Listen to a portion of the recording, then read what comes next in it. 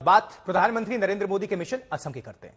प्रधानमंत्री नरेंद्र मोदी ने आज गुवाहाटी में रोड शो के साथ चुनावी हुंकार भर दी है। रोड शो के बाद पीएम ने रैली की और जहां उन्होंने राम मंदिर से लेकर कामाख्या मंदिर तक की बात की है। आस्था को भारतीय सभ्यता से जोड़ा है पीएम ने, और प्रधानमंत्री ने विपक्ष पर धरोहरों को खत्म करने का भी आरोप लगाया। उन्होंने कहा कि अतीत में धरोहर खत्म करने का ट्रेंड चल पड़ा था। पीएम ने कामाख्या कॉरिडोर का शिलान्यास करते हुए कहा कि इससे पूर्वोत्तर में पर्यटन का द्वार खुलेगा। प्रधानमंत्री ने आज असम के लिए 11,600 करोड़ की सौगात का ऐलान किया है। मंत्रिमंडल में मेरे सहयोगी सर्बानंद सोनोवाल जी, रामेश्वर तेली जी,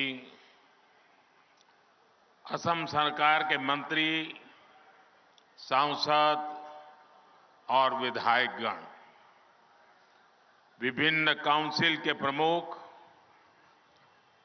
और मेरे प्यारे भाई और बहनों, अपना लोग होकोलोके मोरे आंतरिक शुभेच्छा ज्ञापन करिलो।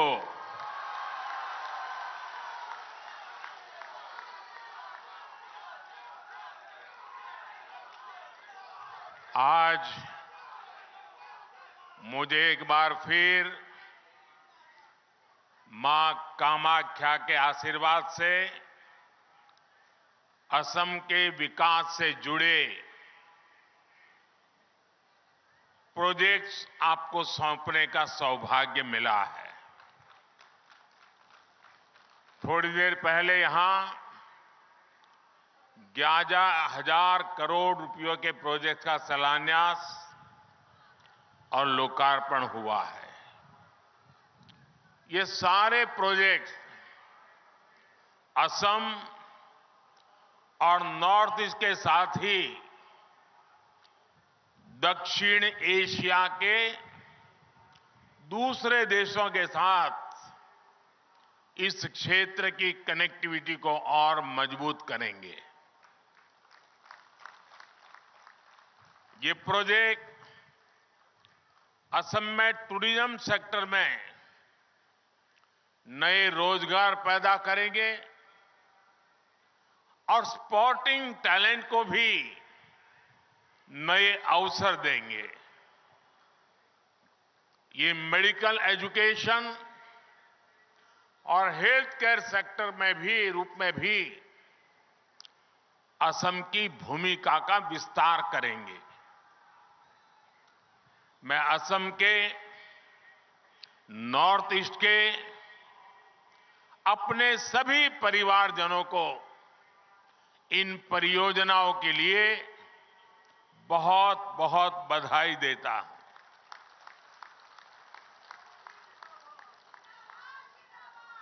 मैं कल शाम को यहां आया। जिस प्रकार से गुवाहाटी के लोगों ने रोड पर आकर के स्वागत सम्मान किया, अबाल वृद्ध सभी हमें आशीर्वाद दे रहे थे, मैं आप सबका हृदय से आभार व्यक्त करता हूं।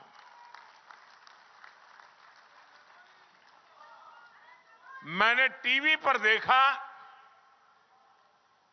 कि आप लोगों ने लाखों दीप जलाए।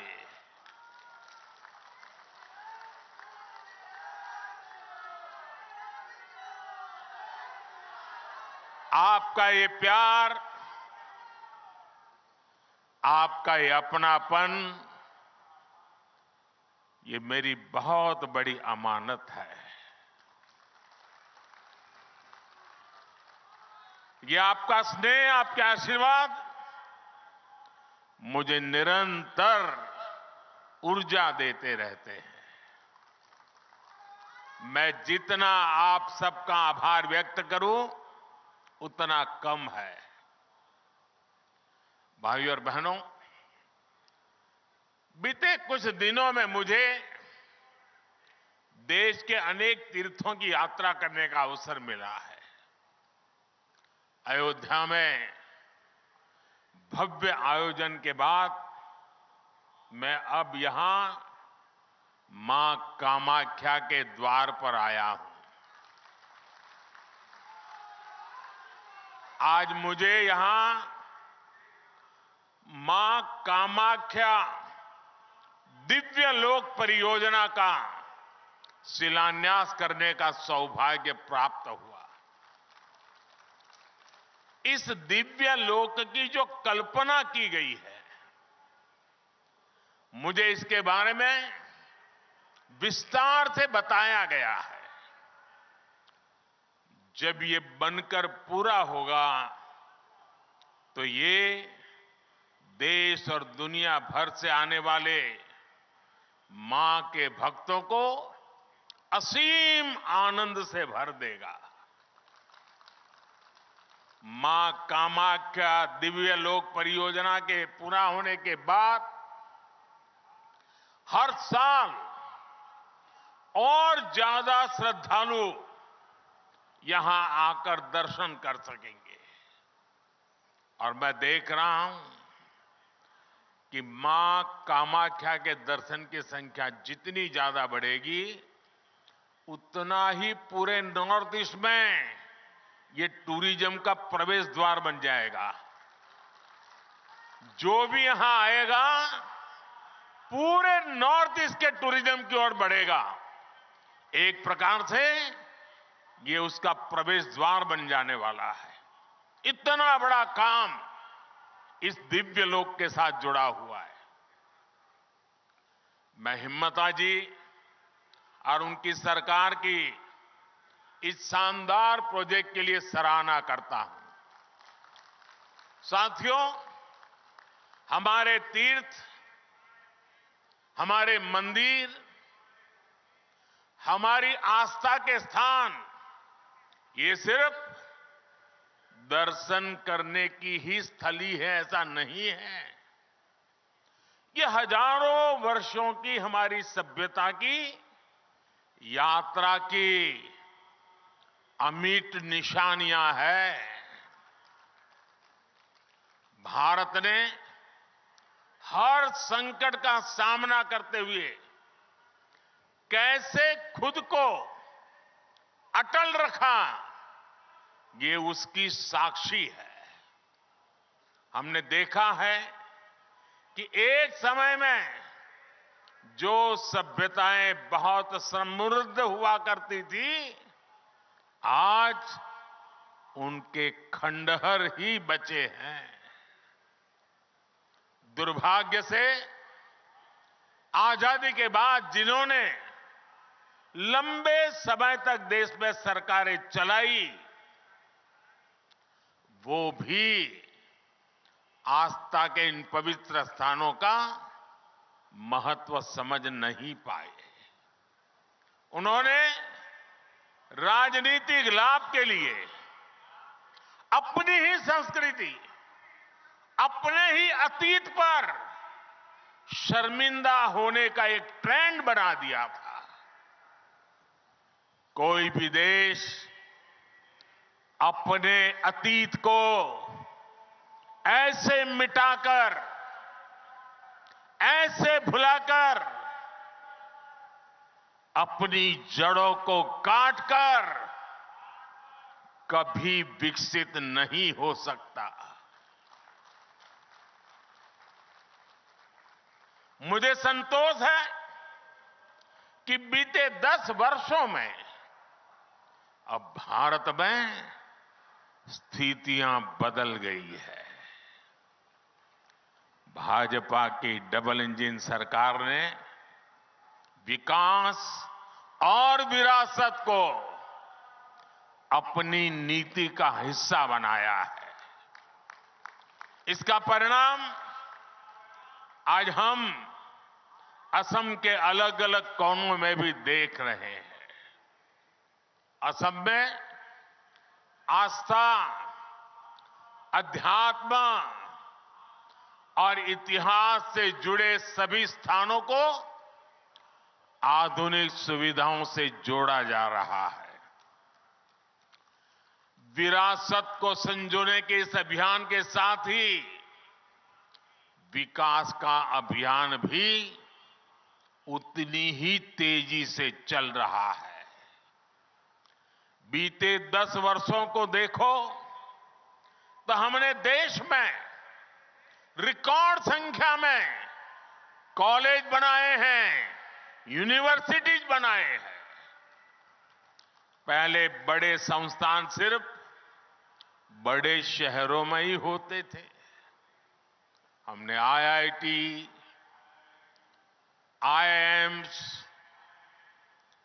आईआईएम जैसे संस्थानों को उसका नेटवर्क पूरे देश में फैलाया है। बीते 10 वर्षों के दौरान देश में मेडिकल कॉलेज की संख्या करीब करीब डबल हो चुकी है। असम में भी भाजपा सरकार से पहले 6 मेडिकल कॉलेज थे, आज 12 मेडिकल कॉलेज है। असम आज नॉर्थ ईस्ट में कैंसर के इलाज का एक बहुत बड़ा केंद्र बन रहा है। साथियों, देशवासियों का जीवन आसान हो, ये हमारी सरकार की प्राथमिकता रही है। हमने 4 करोड़ से अधिक गरीब परिवारों के पक्के घर बनाए हैं। हमने घर घर पानी, घर घर बिजली पहुंचाने का अभियान भी चलाया है।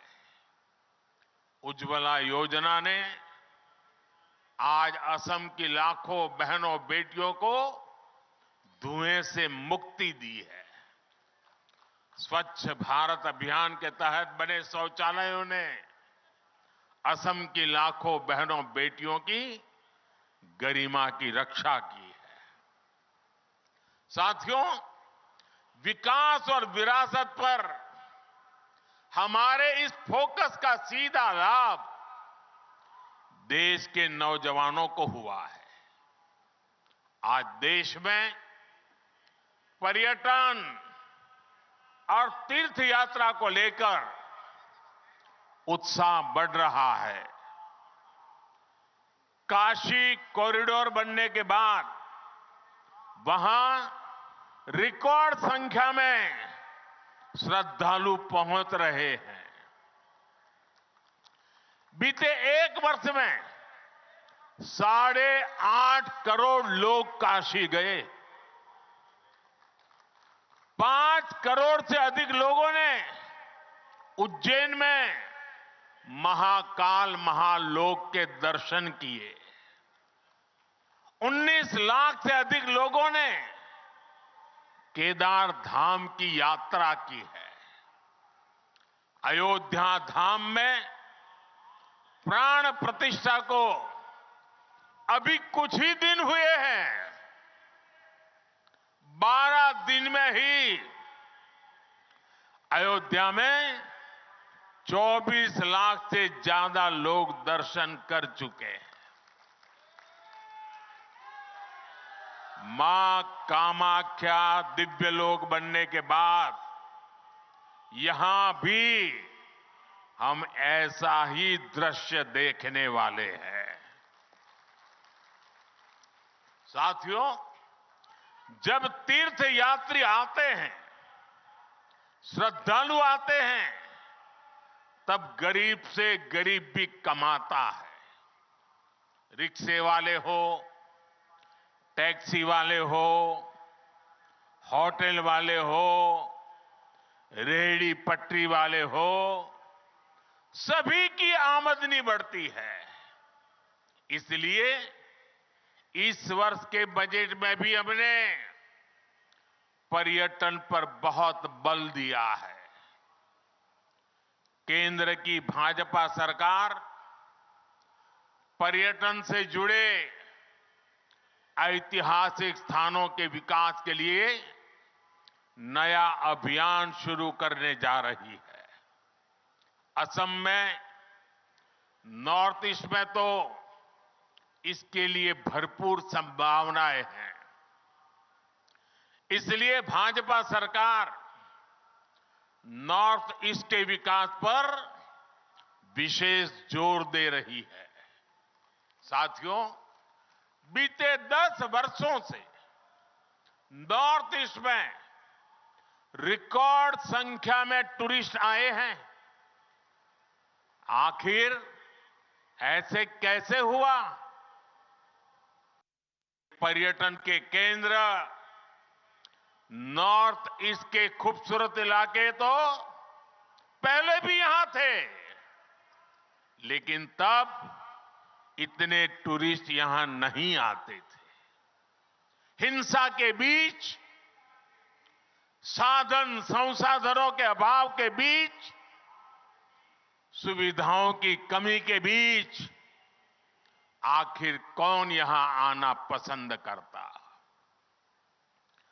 आप भी जानते हैं कि 10 साल पहले असम समेत पूरे नॉर्थ ईस्ट में क्या स्थिति थी। पूरे नॉर्थ ईस्ट में रेल यात्रा और हवाई यात्रा बहुत ही सीमित थी। सड़कें संकरी भी थी और खराब भी थी। एक राज्य से दूसरे राज्य में आना जाना तो छोड़िए, एक जिले से दूसरे जिले में आने जाने में भी कई घंटे लग जाते थे।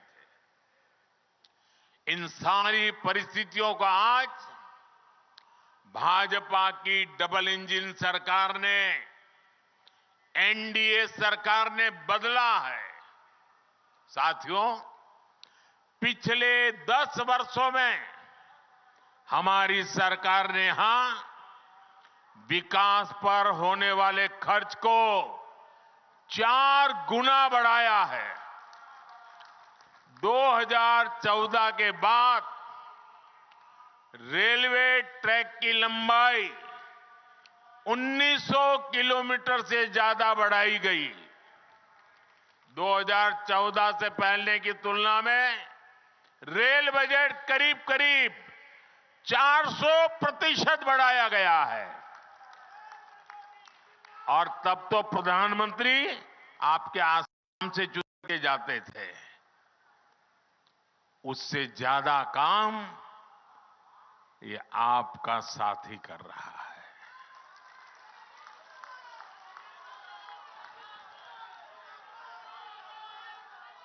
दो 2014 तक यहां सिर्फ 10,000 किलोमीटर नेशनल हाईवे हुआ करते थे। पिछले 10 वर्षों में ही हमने 6,000 किलोमीटर के नए नेशनल हाईवे बनाए हैं। आज 2 और नई सड़क परियोजनाओं का उद्घाटन हुआ है। इससे अब ईटानगर तक कनेक्टिविटी और बेहतर होगी। आप सभी लोगों की मुश्किलें और कम होगी। साथियों, आज पूरा देश कह रहा है कि मोदी की गारंटी यानी गारंटी पूरा होने की गारंटी।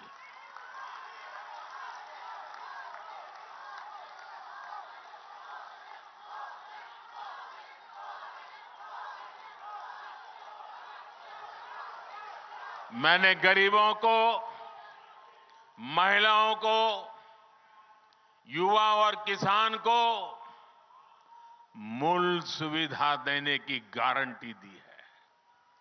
आज इनमें से अधिकतर गारंटियां पूरी हो रही है। हमने विकसित भारत संकल्प यात्रा के दौरान भी देखा है, जो भी सरकारी योजनाओं से वंचित थे उन तक पहुंचने के लिए मोदी की गारंटी वाली गाड़ी पहुंची है। पूरे देश में करीब 20 करोड़ लोग सीधे तौर पर विकसित भारत संकल्प यात्रा में शामिल हुए हैं।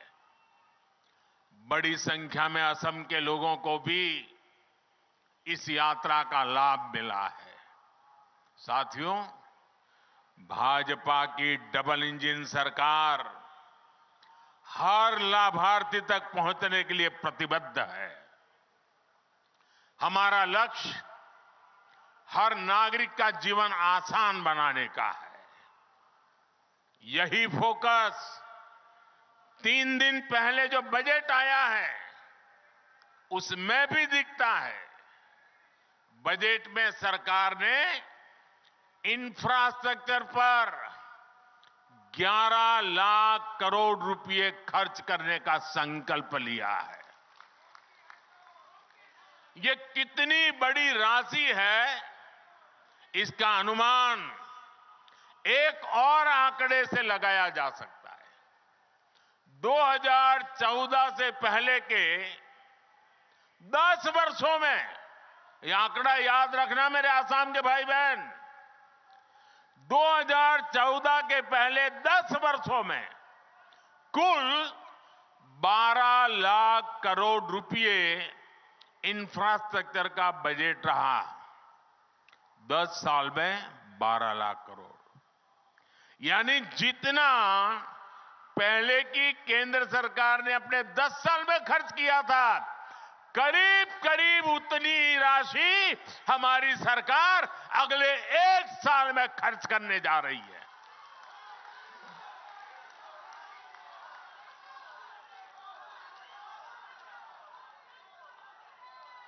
आप कल्पना कर सकते हैं कि देश में कितने बड़े पैमाने पर निर्माण कार्य होने जा रहा है।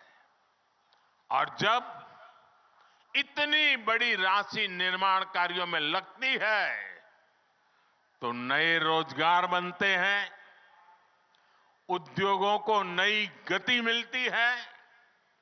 साथियों, इस बजट में एक और बहुत बड़ी योजना की घोषणा हुई है।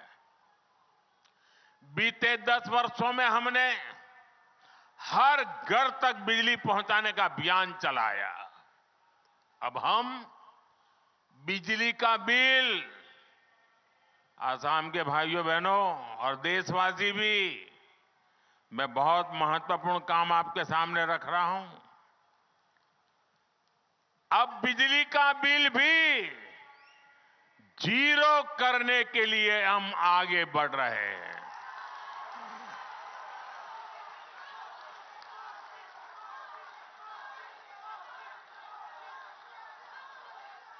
बजट में सरकार ने रूफटॉप सोलर की बहुत बड़ी योजना का ऐलान किया है। इस योजना के तहत प्रारंभ में 1 करोड़ परिवारों को सोलर रूफटॉप लगाने के लिए सरकार मदद करेगी। इससे उनका बिजली का बिल भी जीरो होगा और साथ ही सामान्य परिवार अपने घर पर बिजली पैदा करके बिजली बेच करके कमाई भी करेगा। साथियों, मैंने देश की 2 करोड़ बहनों को लखपति बनाने की गारंटी दी थी।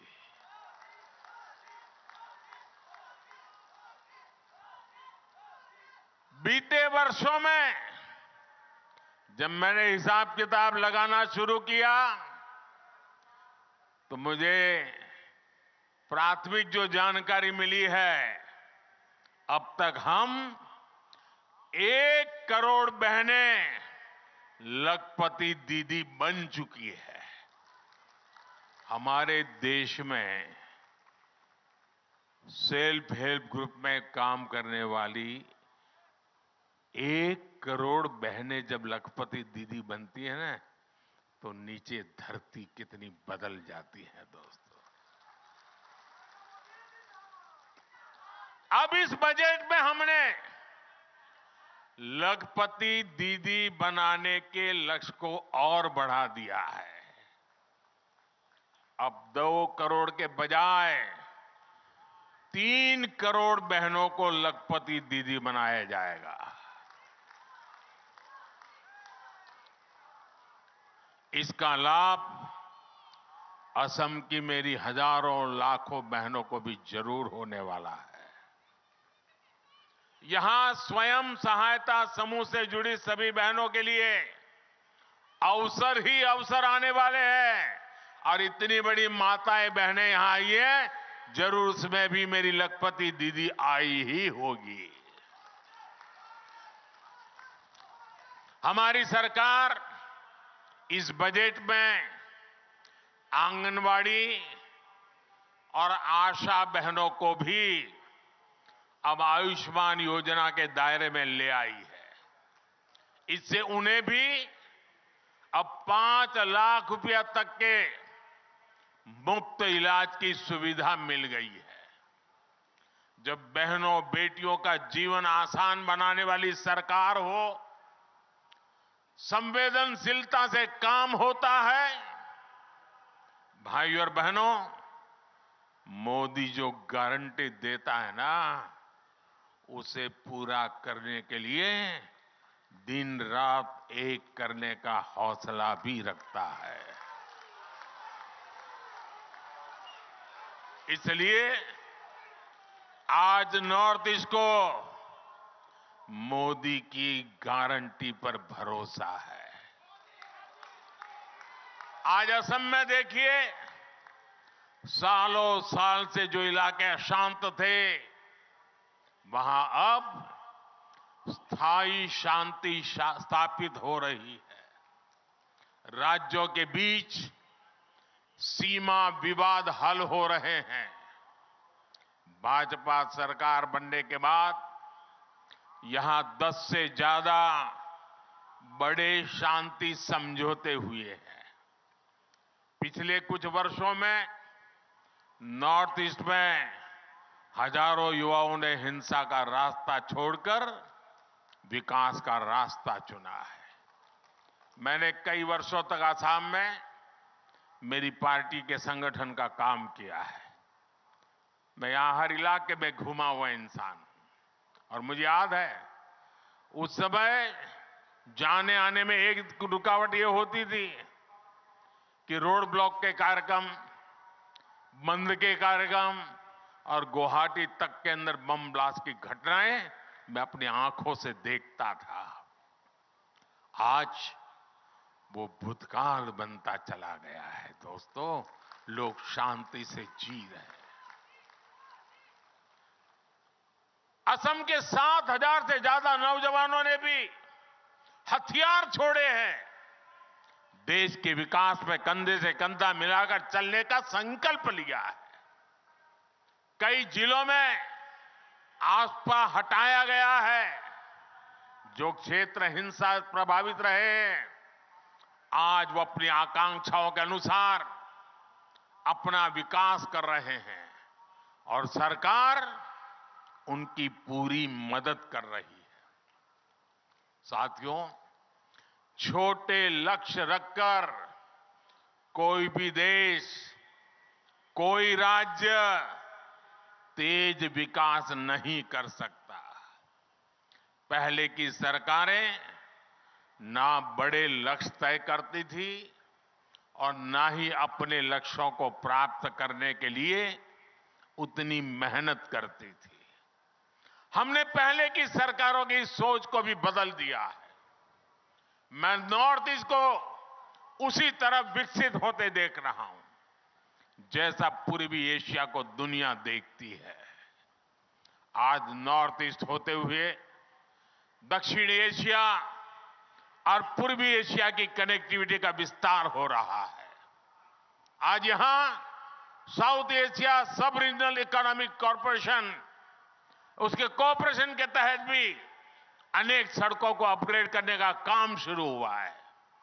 आप कल्पना कीजिए, जब कनेक्टिविटी के ऐसे सभी प्रोजेक्ट पूरे होंगे तो हिस्सा व्यापार कारोबार का कितना बड़ा केंद्र बनेगा। मैं जानता हूं कि असम के नॉर्थ ईस्ट के हर युवा का भी यही सपना है कि वो भी पूर्वी एशिया जैसा विकास यहां देखे। मैं असम के नॉर्थ ईस्ट के हर युवा को बताना चाहता हूं, मेरे युवा साथियों, आपका सपना मोदी का संकल्प है।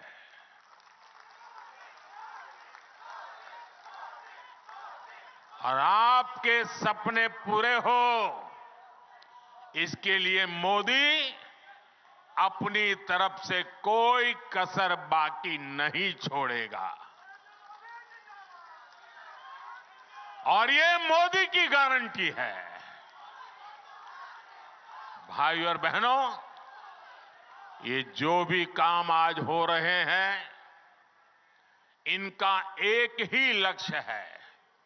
लक्ष्य है भारत और भारतीयों का सुखी और समृद्ध जीवन। लक्ष्य है भारत को दुनिया की तीसरी बड़ी आर्थिक ताकत बनाने का। लक्ष्य है 2047 तक भारत को विकसित राष्ट्र बनाने का। इसमें असम की, नॉर्थ ईस्ट की बहुत बड़ी भूमिका है। एक बार फिर आप सभी को इन विकास परियोजना की बहुत बहुत बधाई। और अब तो मां कामाख्या के आशीर्वाद बहुत बढ़ने वाले हैं, बहुत बढ़ने वाले हैं। और इसलिए मैं भव्य दिव्य असम की तस्वीर साकार होती देख रहा हूं। साथियों, आपके सपने पूरे होंगे, ये हम अपनी आंखों से देखेंगे, मैं आपको विश्वास दिलाता हूं।